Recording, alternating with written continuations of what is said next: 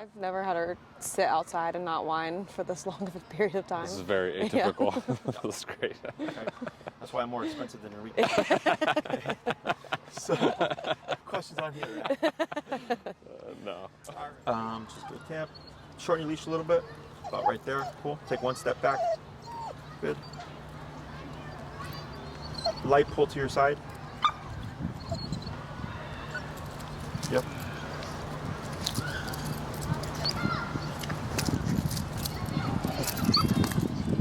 Yep. Okay. Good job. Good. 81. Okay. So here, what do you think I was correcting? The jumping, the whining? The whining. The whining. Okay. So we're still getting a bit of whining. But here, so when I, because she was sitting there, right, like this, I go to correct it.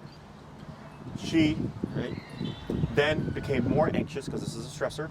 She starts to get overwhelmed. She gets flighty, right?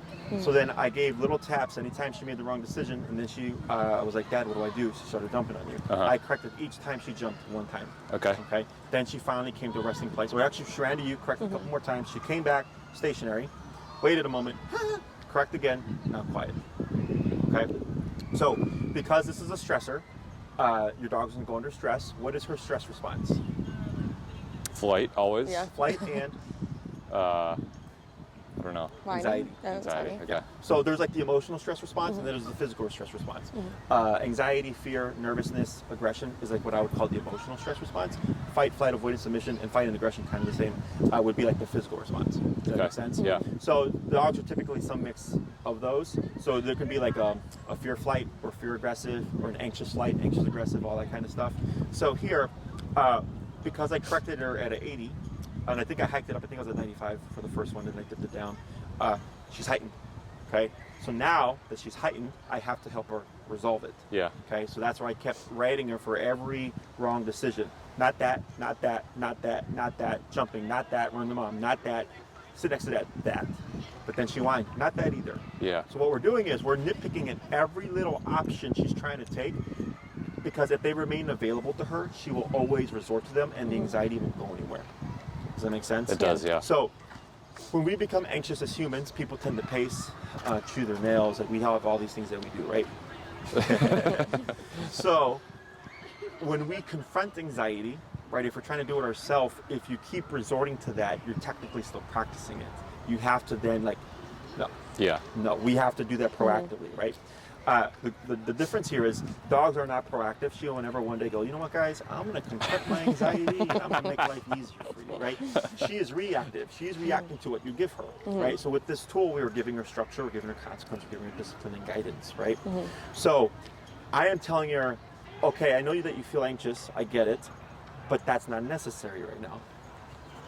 What is there to be anxious about, right? I can't tell you how many times I've wanted to be able to communicate with her or any dog just to be able to say that. Like, Yes. there is nothing to be anxious about. Yes, but the difference is, as humans, we can talk to each other. Hey, it's okay. Tomorrow will be a better day, so on and so forth. Go to a therapist, all that stuff, right? Yeah. Dogs don't do that.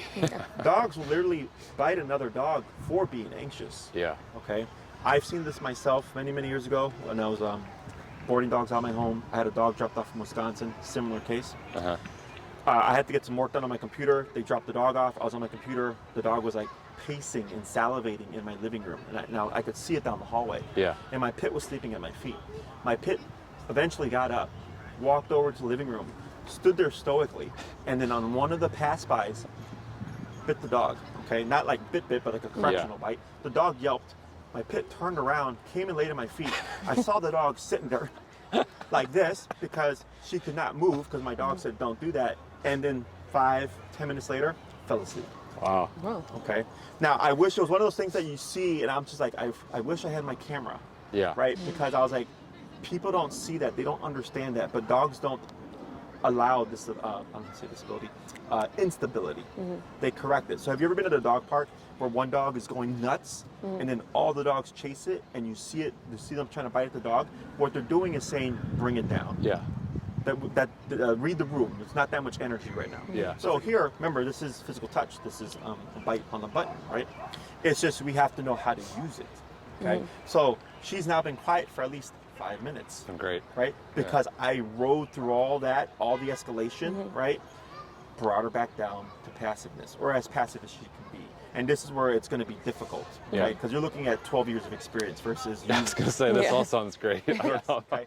So the main thing is, if you choose to confront her anxiety, okay, the less you do, the more you communicate. Okay. Okay. So what did I have you do when I took the remote? Lightly pressure on the leash to get And her what else? over here, and shorten up on the leash. Shorten the leash. Okay. The reason why we shorten the leash is to limit range of motion. Okay. If you have a complete, let's say you're holding the handle, she now has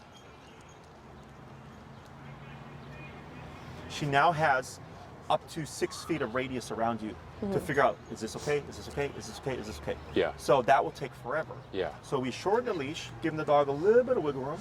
She tries what options are available. No, no, no, no, no, right? But instead of having 100 options, she's limited to 10. Yeah.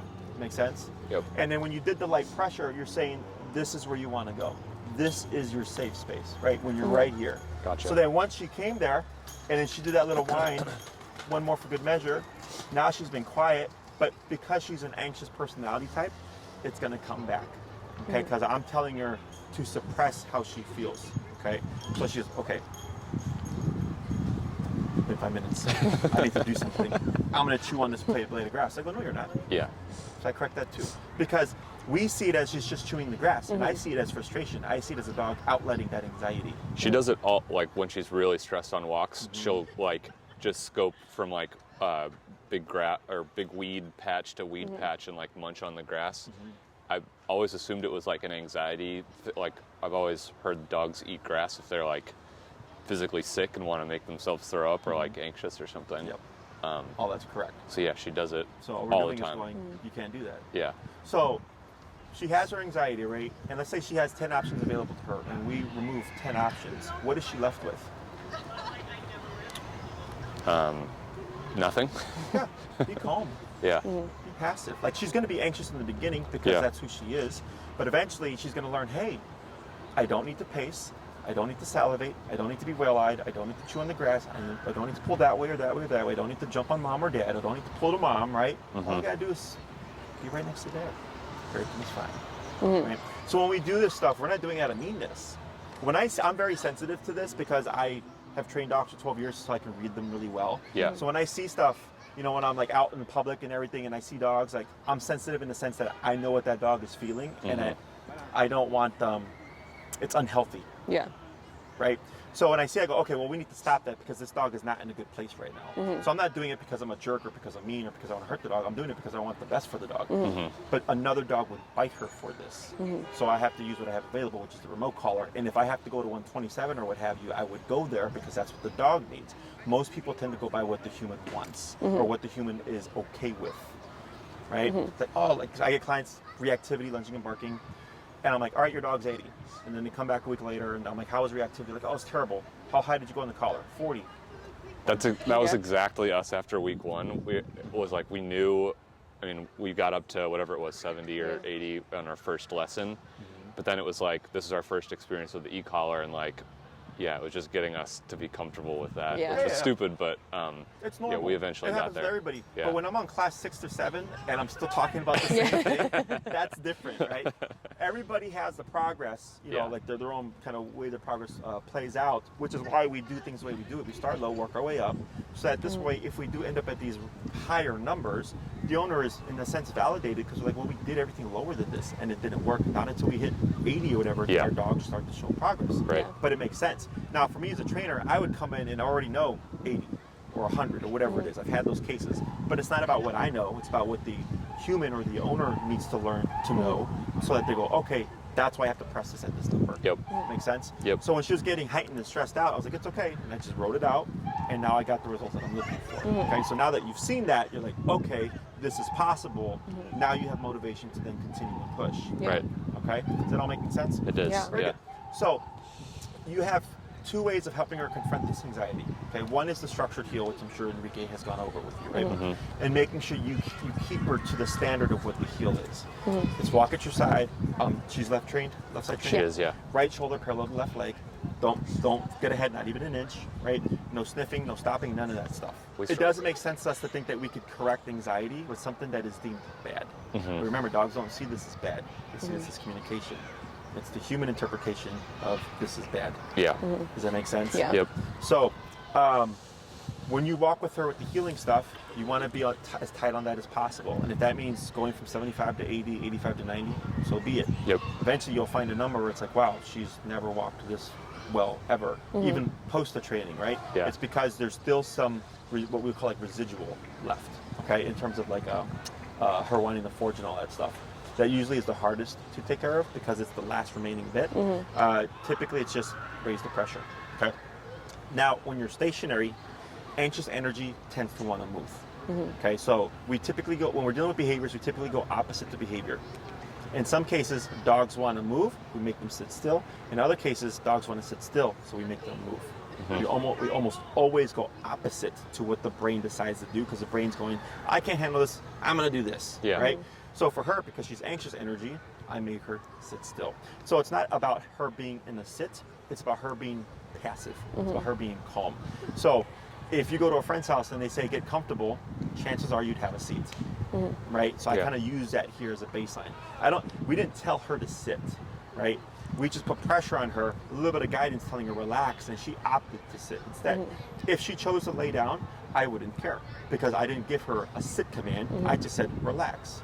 Does that make sense? So relax can be sit and or lay down. Technically it could be standing, but I know for anxious energy, standing will more often than not lead to movement. So instead I just push them a step further into a sitting or laying down position. Okay? Make sense? Yeah. Cool. So let's say you go on a walk. What I would suggest is, busy places like this.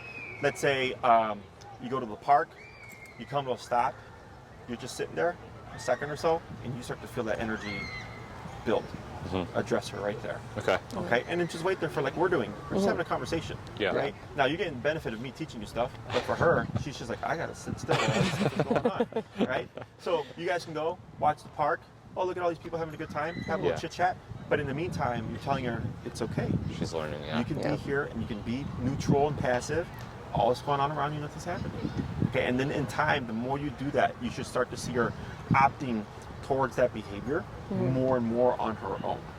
Okay, so all the shaking and the heavy panting and stuff, the head not so much on the swivel. See how she's like,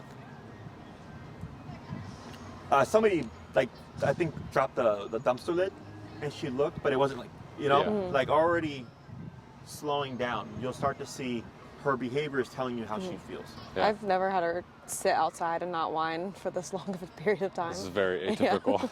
That's great. Okay. That's why I'm more expensive than Enrique. So, questions on here?